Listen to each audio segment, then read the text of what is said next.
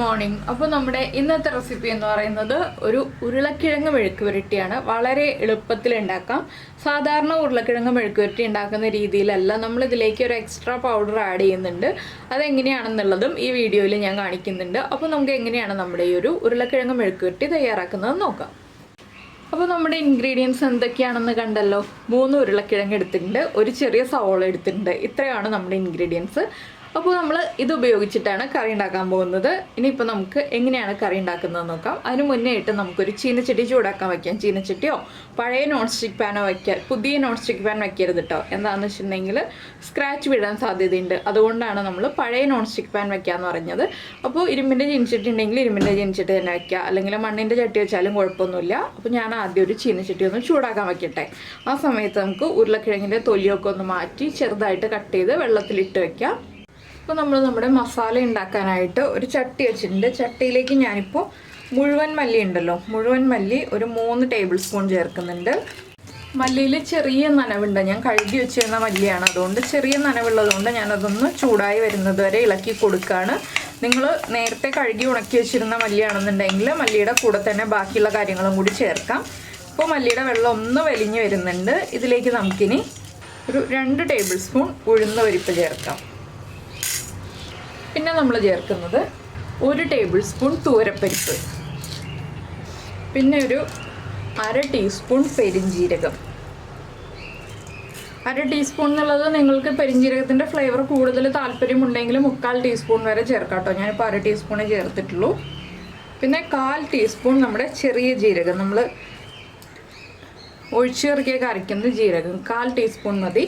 ഇത്രയും ചേർത്തിട്ട് ഇതിലേക്ക് നമുക്ക് എരിവനുസരിച്ച് വറ്റൽമുളക് ചേർക്കാം. നിങ്ങൾക്ക് എത്രത്തോളം എരിവ് വേണം എന്നുള്ളതനുസരിച്ച് വറ്റൽമുളക് ചേർക്കാം. ഞാനിപ്പോൾ ഒരു 6-7 വറ്റൽമുളക് ചേർക്കുന്നുണ്ട്. കാശ്മീരി ചില്ലി ആണെങ്കിൽ കൂടുതൽ ചേർക്കാം കേട്ടോ. ഇനി ഇതൊന്ന് നന്നായിട്ട് ഡ്രൈ റോസ്റ്റ് ചെയ്തെടുക്കണം. എല്ലാം ഒന്ന് കളർ മാറി തുടങ്ങുമ്പോൾ നമുക്കിതൊരു ബൗളിലേക്ക് മാറ്റാം. ഈ ഒരു പൊടി റെഡിയാക്കി വെച്ചിട്ടുണ്ടെങ്കിൽ നമുക്ക് ക്യാരറ്റ് മെഴുക്കുപുരട്ടി അല്ലെങ്കിൽ ബീട്രൂട്ട് മെഴുക്കുപുരട്ടി, ബീൻസ്, പയർ, ഇതെല്ലാ റെസിപ്പിയും ചെയ്യാൻ ഉപയോഗിക്കാൻ പറ്റുന്ന ഒരു പൊടിയാണ് കേട്ടോ ഇത്. അപ്പോൾ നിങ്ങൾ സമയമുള്ളപ്പോൾ ഇതുപോലൊരു പൊടി റെഡിയാക്കി വെച്ചിട്ട് നമ്മുടെ മെഴുക്കുപുരട്ടികളൊക്കെ ഉണ്ടാക്കുമ്പോൾ ഇതും കൂടി ചേർത്തിട്ട് ഉണ്ടാക്കൂ. അപ്പോൾ അതിനൊരു പ്രത്യേക ടേസ്റ്റാണ്. നന്നായിട്ടൊന്ന് ഇളക്കി കൊടുക്കുക. നമ്മുടെ ഉഴുന്നിൻ്റെയൊക്കെ ഒന്ന് കളർ മാറി വരുമ്പോൾ നമുക്ക് ഇത് ബൗളിലേക്ക് മാറ്റാം. അപ്പോൾ ഇതാ നമ്മുടെ മുളകും മല്ലിയും എല്ലാം കളർ മാറി തുടങ്ങുന്നുണ്ട്. ഈ ഒരു സ്റ്റേജ് ആകുമ്പോൾ നിങ്ങളൊരു പരന്ന പാത്രത്തിലേക്ക് എടുത്ത് വയ്ക്കുക കേട്ടോ, വേഗം ചൂട് മാറി കിട്ടാനായിട്ട്. എന്താണെന്ന് വെച്ചിട്ടുണ്ടെങ്കിൽ നമ്മൾ ഈ ചീനച്ചട്ടിയിൽ തന്നെ വെച്ചിട്ടുണ്ടെങ്കിൽ കരിഞ്ഞു പോകും. ചെറിയ ബൗളുകളിൽ എടുത്ത് വെച്ചിട്ടുണ്ടെങ്കിൽ ചൂട് മാറി കിട്ടില്ല. ചൂട് മാറി കിട്ടിയാലേ നമുക്ക് നമ്മുടെ ബാക്കിയുള്ള പ്രോസസ്സ് നടക്കുകയുള്ളൂ. അപ്പോൾ ഞാനിത് ഫ്ലെയിം ഓഫ് ചെയ്തിട്ട് ഒരു പ്ലേറ്റിലേക്ക് മാറ്റി വയ്ക്കുകയാണ്. അതിനുശേഷം ഇതേ ചീനച്ചട്ടിയിൽ തന്നെ നമുക്ക് ബാക്കിയുള്ള കാര്യങ്ങൾ ചെയ്യാം. ഇപ്പോൾ നമ്മുടെ ചീനച്ചട്ടി നമ്മൾ ഫ്രീ ആക്കി എടുത്തിട്ടുണ്ട്. ഇതിലേക്ക് നമുക്ക് വെളിച്ചെണ്ണ ചേർക്കാം. വെളിച്ചെണ്ണ കുറച്ചധികം ചേർക്കണം, അപ്പോഴേ നമ്മുടെ മെഴുക്കുപുരട്ടി പെർഫെക്റ്റ് ആവുള്ളൂ. വെളിച്ചെണ്ണ ഒന്ന് നന്നായിട്ട് ചൂടായി വരുമ്പോൾ നമുക്കിതിലേക്ക് കടുക് ചേർത്ത് കൊടുക്കാം. നമ്മൾ സാധാരണ മെഴുക്കുപുരട്ടി ഉണ്ടാക്കുന്ന കാര്യങ്ങളൊക്കെ തന്നെയാണ്, പക്ഷേ ചേർക്കുന്ന ഇൻഗ്രീഡിയൻസിൽ ചെറിയ ചെറിയ വ്യത്യാസങ്ങൾ വരുന്നു എന്നേ ഉള്ളൂ. എല്ലാവർക്കും എളുപ്പത്തിൽ ഉണ്ടാക്കാൻ പറ്റുന്ന ഒരു മെഴുക്കുപുരട്ടിയാണ് കേട്ടോ ഇത്. അപ്പോൾ ഞാൻ ഇതിലേക്ക് ഒരു 1 ടീസ്പൂൺ കടുക് ചേർക്കുകയാണ്. ഇപ്പോൾ നമ്മുടെ കടുക് പൊട്ടി കഴിയാറായിട്ടുണ്ട്. ഞാനിപ്പോൾ ഇത് കണ്ടോ, ഉരുളക്കിഴങ്ങ് ഈ ഒരു ചെറിയ പീസ് വലിപ്പത്തിൽ, ഇത്രയും ചെറിയ പീസായിട്ടാണ് കട്ട് ചെയ്തെടുത്തിട്ടുള്ളത്. അത് വെള്ളത്തിലിട്ട് വെച്ചിരിക്കുകയാണ്. ഇനി നമുക്ക് ഈ എണ്ണയിലേക്ക് ഉരുളക്കിഴങ്ങ് വെള്ളത്തിൽ നിന്ന് എടുത്തിട്ട് കൊടുക്കാം.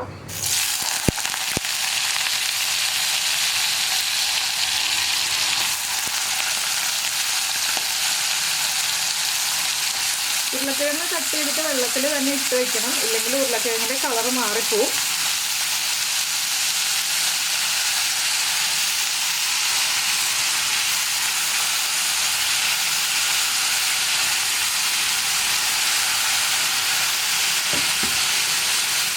നമ്മളിതിൻ്റെ കൂടെ ഒരു തണ്ട് കറിവേപ്പിലയും കൂടി ചേർക്കുന്നുണ്ട്. ഇനി ഒന്ന് നന്നായിട്ട്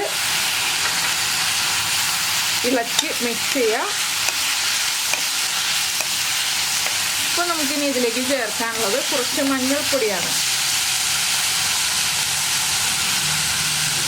ഒരു 1/2 ടീസ്പൂൺ മഞ്ഞൾപ്പൊടി, മഞ്ഞൾപ്പൊടിയും കൂടി ചേർത്ത് നന്നായിട്ട് ഇളക്കിയതിന് ശേഷം നമ്മളൊന്ന് അടച്ചു വെച്ച് കുക്ക് ചെയ്യണം.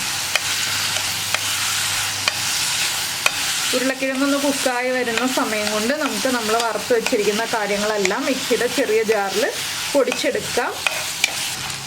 അപ്പോൾ നമ്മുടെ മഞ്ഞൾപ്പൊടിയും ഉരുളക്കിഴങ്ങും നന്നായിട്ട് മിക്സ് ആയിട്ടുണ്ട്. ഇനിയിപ്പോൾ നമുക്കിത് ലോ ഫ്ലെയിമിൽ അടച്ചു വെച്ച് ഒരു 5 മിനിറ്റ് കഴിയുമ്പോൾ തുറന്ന് നോക്കാം. ഇതിനിടയ്ക്ക് 1-2 പ്രാവശ്യം ഒന്ന് ഇളക്കി കൊടുക്കാം കേട്ടോ.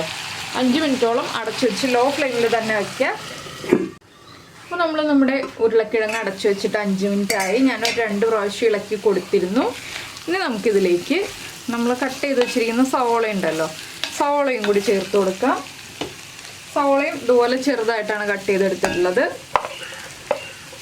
പിന്നെ നമുക്ക് ചേർക്കേണ്ടത് ഉപ്പാണ്. നമ്മളിതുവരെ ഉപ്പ് ചേർത്തിട്ടില്ല, ഇനി ഉപ്പ് ചേർക്കാൻ പോകുന്നേ ഉള്ളൂ. ഉരുളക്കിഴങ്ങൊക്കെ ഒരു ഹാഫ് കുക്കായിട്ടുണ്ട്. നമ്മളിതുപോലെ കട്ട് ചെയ്യുകയാണെങ്കിൽ ഇത് കണ്ടോ കട്ടായി വരുന്നുണ്ട്. ഈ ഒരു സ്റ്റേജ് ആകുമ്പോഴാണ് നമ്മൾ ഉപ്പ് ചേർത്ത് കൊടുക്കേണ്ടത്. അപ്പോൾ ആവശ്യത്തിന് ഉപ്പ് ചേർത്ത് കൊടുക്കുക. പിന്നീട് നമുക്ക് ലാസ്റ്റ് നോക്കിയിട്ട് ആവശ്യമാണെങ്കിൽ വീണ്ടും ഉപ്പ് ചേർത്ത് കൊടുക്കാം. ഇപ്പോൾ എണ്ണ കുറവാണെങ്കിൽ നിങ്ങൾക്ക് വീണ്ടും എണ്ണ ചേർത്ത് കൊടുക്കാം കേട്ടോ. ഇതിലിപ്പോൾ ആവശ്യത്തിന് എണ്ണയുണ്ട്. നിങ്ങൾക്ക് കുറവായിട്ട് തോന്നുകയാണെന്നുണ്ടെങ്കിൽ എണ്ണ ചേർത്ത് കൊടുക്കാം ഈ ഒരു സ്റ്റേജിൽ. ഇനി നമുക്കിതിലേക്ക് നമ്മൾ റെഡിയാക്കി വെച്ചിരിക്കുന്ന മസാലപ്പൊടി ഉണ്ടല്ലോ, മസാലപ്പൊടി ചേർത്ത് കൊടുക്കാം. ഞാനിപ്പോൾ ഒരു 1.5 ടേബിൾ സ്പൂൺ ചേർത്തിട്ടുണ്ട്. ഇത് നമുക്ക് എയർ ടൈറ്റ് ആയിട്ടുള്ള കണ്ടെയ്നറിൽ അടച്ച് സൂക്ഷിക്കാവുന്നതാണ് കേട്ടോ ഈ ഒരു മസാലപ്പൊടി. ഇനി നന്നായിട്ട് ഇളക്കി ഒന്ന് മിക്സ് ചെയ്യുക. ഫ്ലെയിം ലോയിൽ തന്നെ വയ്ക്കുക, ഹൈ ഫ്ലെയിമിൽ വയ്ക്കരുത്.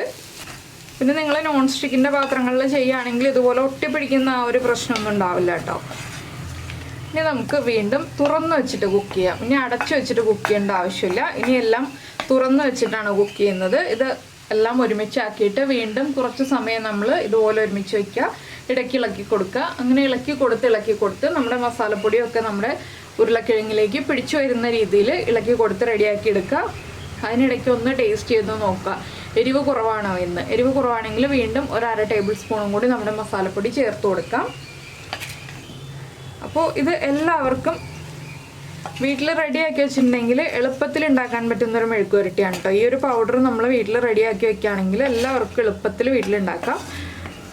ഏത് മെഴുക്കുവരട്ടി ഉണ്ടാക്കണം എന്ന് വിചാരിച്ചാലും നമ്മൾ സാധാരണയിൽ നിന്ന് വ്യത്യസ്തമായൊരു ടേസ്റ്റിൽ മെഴുക്കുവരട്ടി നമുക്ക് റെഡിയാക്കി എടുക്കാവുന്നതേ ഉള്ളൂ. സവോളയൊന്നും ഒരുപാട് കുക്കായി പോകരുത്. എന്താണെന്ന് വെച്ചാൽ നമുക്ക് ഇടയ്ക്കൊന്ന് കടിക്കാൻ കിട്ടുന്ന പാകത്തിലാണ് സവോള വേണ്ടത്. അതുകൊണ്ടാണ് നമ്മൾ സവോള ഉരുളക്കിഴങ്ങ് പകുതി കുക്കായി കഴിഞ്ഞിട്ട് ചേർത്തത്. നന്നായിട്ട് ഇളക്കി നമ്മുടെ പൊടികൾ ഉരുളക്കിഴങ്ങിലേക്ക് പിടിച്ചു വരുന്ന രീതിയിൽ ഇളക്കി കൊടുക്കുക. ഇനി ഇതൊന്ന് കുക്കായി വരട്ടെ, അതിന് ശേഷം ബാക്കിയുള്ള കാര്യങ്ങൾ പറയാം. ഇപ്പോൾ നമ്മുടെ ഉരുളക്കിഴങ്ങൊക്കെ കുക്കായി നമ്മുടെ മെഴുക്കുവരട്ടി റെഡി ആയി കഴിഞ്ഞു. ഇനി നമുക്കിതൊരു ബൗളിലേക്ക് മാറ്റാം. ഇത്രയേ ഉള്ളൂ.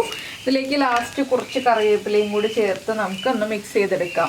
നമ്മുടെ ചാനലിൽ വീഡിയോ പ്രസൻറ്റ് ചെയ്യുന്ന രീതിയൊക്കെ ഇഷ്ടമായി എന്നുണ്ടെങ്കിൽ നമ്മുടെ ചാനലൊന്ന് സബ്സ്ക്രൈബ് ചെയ്ത് സപ്പോർട്ട് ചെയ്യണേ. സബ്സ്ക്രൈബ് ചെയ്യുന്നതിന് ഈ വീഡിയോയുടെ താഴെയുള്ള റെഡ് സബ്സ്ക്രൈബ് ബട്ടൺ ഒന്ന് ക്ലിക്ക് ചെയ്യുക. അതിൻ്റെ റൈറ്റ് സൈഡിലുള്ള ബെൽ ഐക്കണും ക്ലിക്ക് ചെയ്യുക. അപ്പോൾ ഓൾ എന്ന് പറഞ്ഞിട്ടൊരു ഓപ്ഷൻ കാണാം. ആ ഓളും കൂടി പ്രസ് ചെയ്തിട്ടുണ്ടെങ്കിൽ ഞാൻ എപ്പോഴും വീഡിയോ അപ്ലോഡ് ചെയ്യുമ്പോൾ നിങ്ങൾക്ക് നോട്ടിഫിക്കേഷൻ വരും. അപ്പോൾ എന്തായാലും നമുക്ക് നമ്മുടെ അടുത്തൊരു റെസിപ്പിയുമായിട്ട് അടുത്ത ദിവസം വീണ്ടും കാണാം.